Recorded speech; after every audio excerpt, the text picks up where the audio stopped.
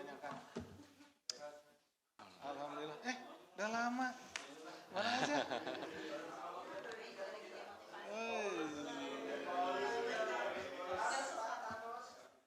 Ya? Iya.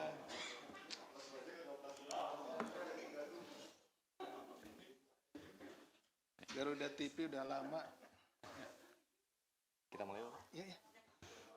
Bismillahirrahmanirrahim. Assalamualaikum warahmatullahi wabarakatuh. Selamat sore, salam sejahtera bagi kita semua. Yang kami hormati PLT Deputi Penindakan dan Eksekusi Bapak Asep Guntur Rahayu dan teman-teman media yang kami sayangi. Pada kesempatan kali ini, kami akan menyampaikan update penyidikan perkara tenaga kerja asing di Kementerian Ketenagakerjaan, di mana dalam perkara ini KPK telah menetapkan 8 orang tersangka dan 4 tersangka diantaranya telah dilakukan penahanan pada pekan lalu. Dan pada kesempatan kali ini kami akan sampaikan terkait dengan update penahanan terhadap 4 tersangka lainnya. Namun sebelum Bapak Asep menyampaikan secara lengkap terkait dengan penahanan para tersangka pada hari ini, kami akan menghadirkan para tersangka dimaksud.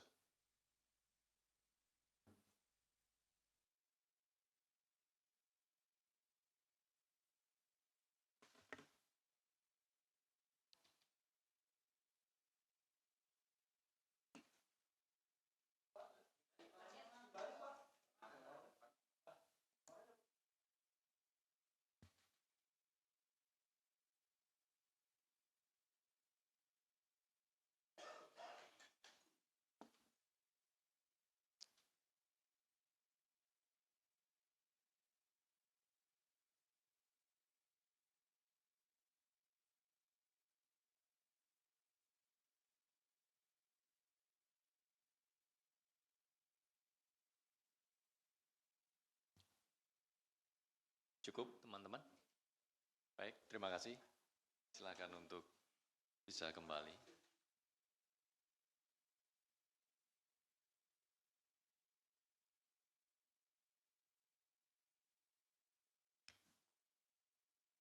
Mas Mario mana nih Mas Mario nih?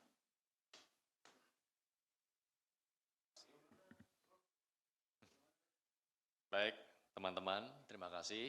Selanjutnya kami persilakan kepada Pak Asep untuk menyampaikan secara detail para tersangka dan konstruksi dari perkara ini.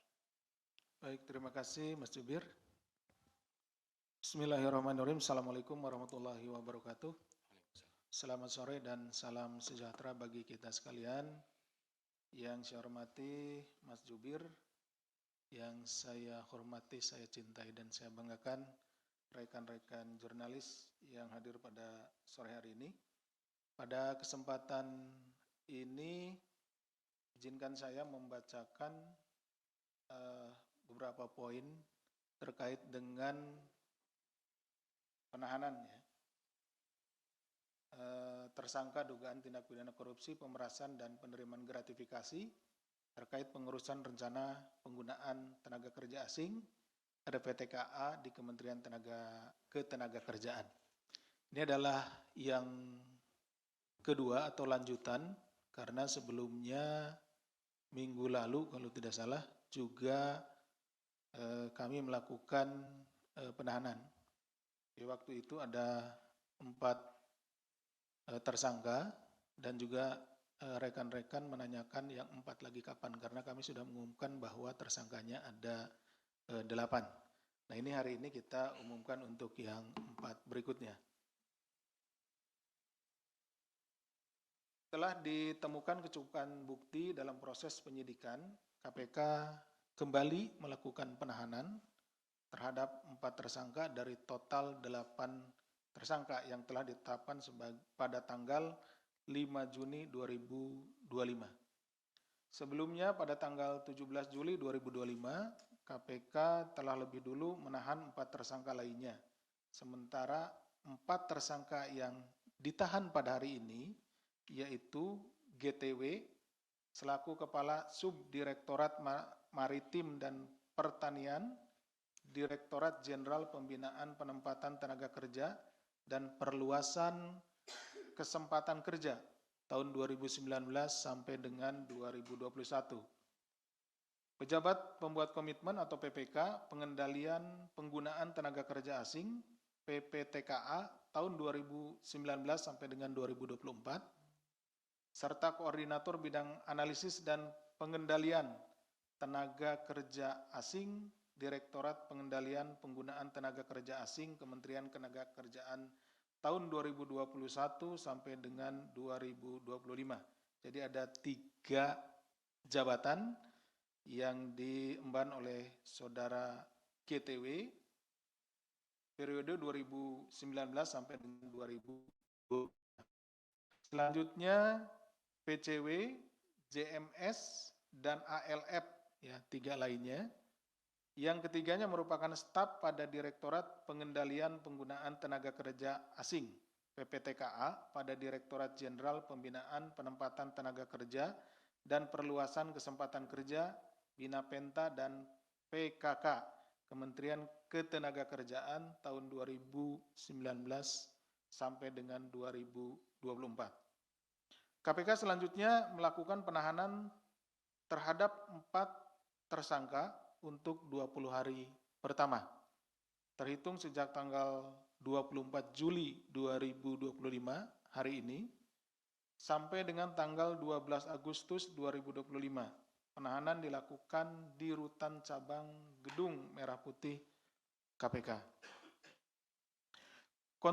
Konstruksi perkaranya adalah sebagai berikut, bahwa dalam proses penerbitan pengesahan RPTKA, pihak-pihak di Kemenaker melalui pegawai di Direktorat PPTKA diduga melakukan pemerasan kepada pemohon. Ya, jadi pengajuan rencana penempatan tenaga kerja asing atau rencana penggunaan tenaga kerja asing ini dokumennya kan diajukan oleh perusahaan-perusahaan yang akan menggunakan tenaga kerja asing tersebut. Nah, dalam pengajuan tersebut kemudian oknum-oknum ini melakukan upaya pemerasan, ya. Jadi prosesnya diperlambat sehingga terjadi ketidakpastian, ya. Dan ketidakpastian ini sangat merugikan. Kenapa? Karena bagi TKA yang tinggal dan kemudian belum mendapatkan penempatan tenaga kerja itu dikenakan denda. Yang sebelumnya sudah dijelaskan itu sekitar 1 juta per hari. Dan ini menimbulkan kerugian apabila tidak segera ditempatkan, gitu ya.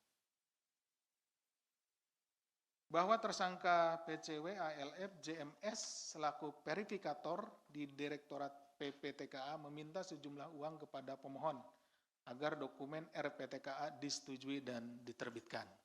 Nah, jadi ini mempersulit proses atau birokrasi untuk terbitnya RPTKA tersebut.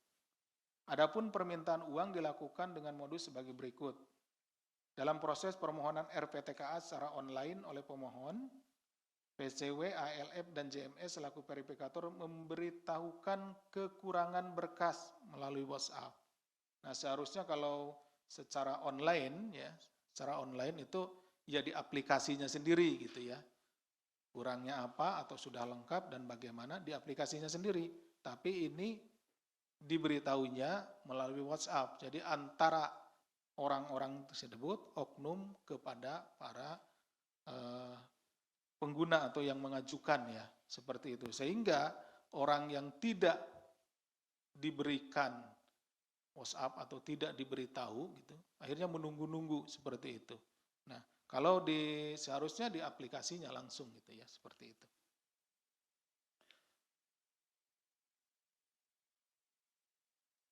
Saudara PCW, ALF, dan JMS selaku verifikator memberitahukan kekurangan berkas melalui WhatsApp kepada pihak pemohon yang sudah pernah menyerahkan sejumlah uang pada pengajuan sebelumnya, atau pemohon yang menjanjikan akan menyerahkan uang setelah RPTKA selesai diterbitkan. Sedangkan bagi pemohon yang tidak memberikan uang, tidak diberitahu kekurangan berkasnya, tidak diproses, atau diulur-ulur waktu penyelesaiannya. Jadi tadi, dibiarkan untuk ketidakpastian, untuk menunggu gitu ya, seperti itu. Sedangkan bagi yang sudah biasa, sudah memberikan uang atau menjanjikan sesuatu, dikabari, gitu ya, segera dikabari.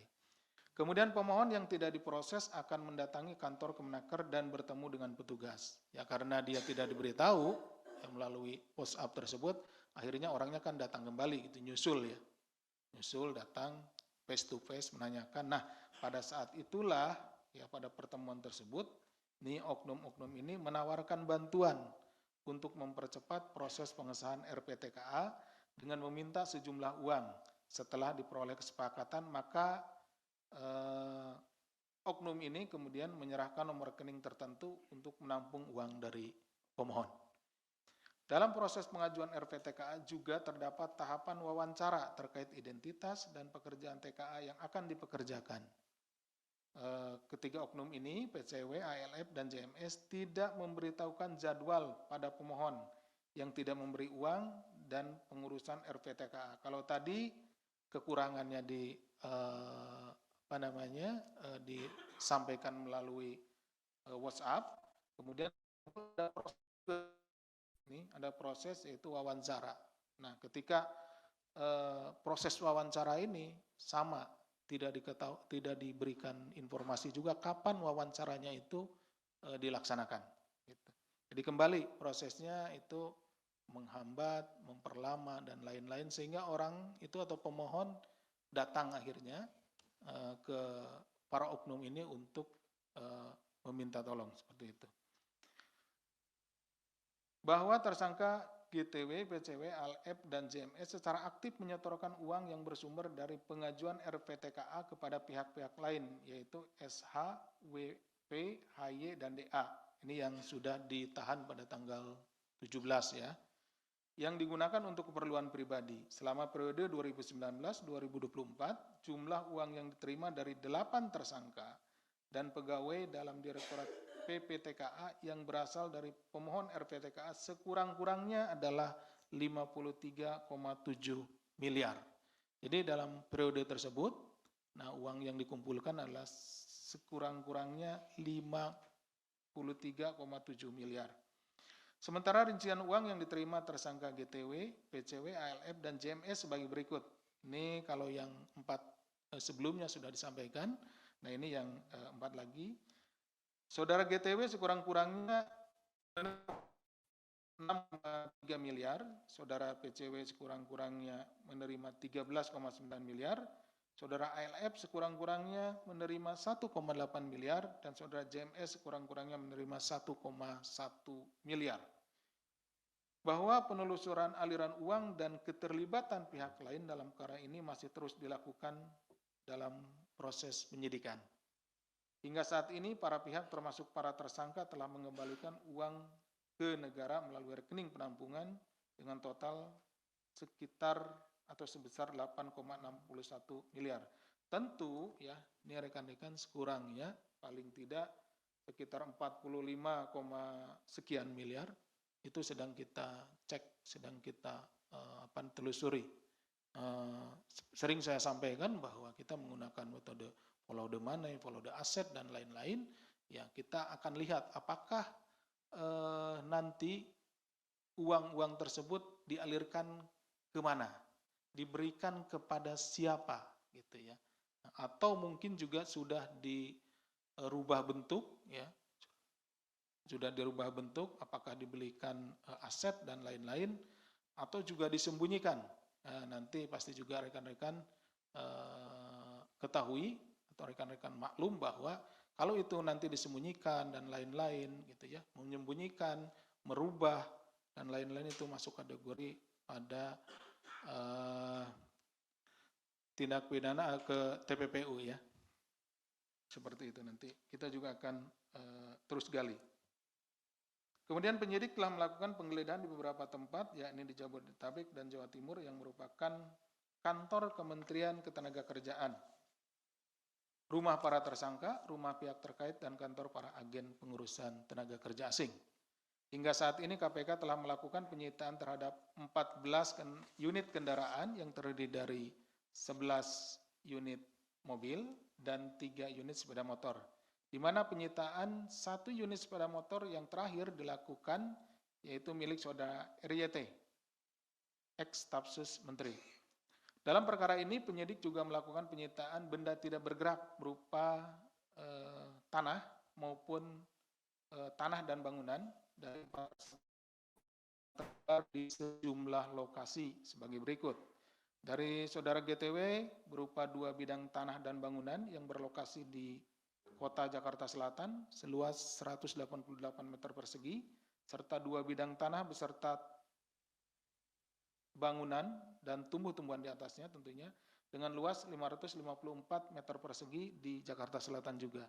Dari tersangka PCW, 2 bidang tanah seluas 244 meter persegi yang berlokasi di Kota Bekasi dan 3 bidang tanah beserta bangunan seluas 172 meter persegi di Jakarta Selatan.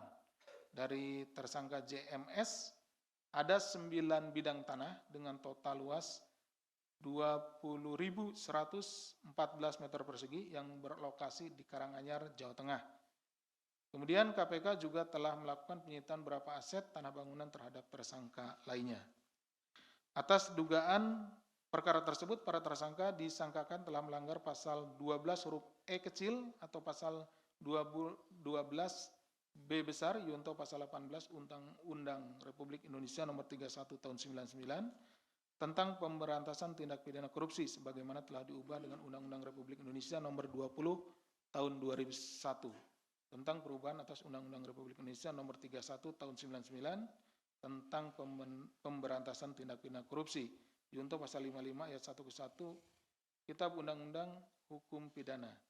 Yunto pasal 64 ayat 1 Kitab Undang-Undang Hukum Pidana. KPK menyampaikan apresiasi kepada masyarakat yang telah mendukung pemberantasan tindak pidana korupsi khususnya dalam perkara ini, dan juga tidak lupa kami menyampaikan apresiasi dan terima kasih banyak, terima kasih yang sebesar-besarnya kepada pihak inspektorat pada Kementerian Ketenagakerjaan. Karena selain dari laporan masyarakat juga laporan dari inspektorat terkait adanya pelanggaran atau pungutan dalam pengurusan RPTKA ini. Ini menjadi sangat penting penanganan perkara RPTKA ini karena tentunya seperti juga disampaikan oleh Bapak Ketua pada tanggal 17 bahwa survei terkait indeks persepsi korupsi atau IPK salah satunya adalah terkait dengan masalah tata kelola tenaga kerja asing. Jadi tenaga kerja asing itu yang masuk ke Indonesia tentu dengan adanya praktek-praktek tindak pidana korupsi, pungutan liar, pemerasan dan lain-lain, mereka akan melapor, menyampaikan kepada kedutaan besarnya. Dan di kedutaan besarnya tentunya juga ini akan berpengaruh terhadap para penanam modal asing ya yang akan masuk atau para investor yang akan masuk ke Indonesia, di mana tentunya Indonesia dengan adanya praktek-praktek seperti ini dianggap oleh negara lain yang warga negaranya akan bekerja di sini itu memberikan nilai ya yang rendah terhadap negara kita. Kemudian juga tenaga kerja ini ya rekan-rekan, tenaga kerja ini tidak hanya tenaga kerja yang akan bekerja di sektor industri gitu ya. Jadi rekan-rekan tidak hanya tenaga kerja yang sektor industri. Ada juga tenaga kerja asing yang bekerja di sektor olahraga dan lain-lainnya gitu ya. Seperti itu. Jadi ada yang jadi sepak bola, kemudian mungkin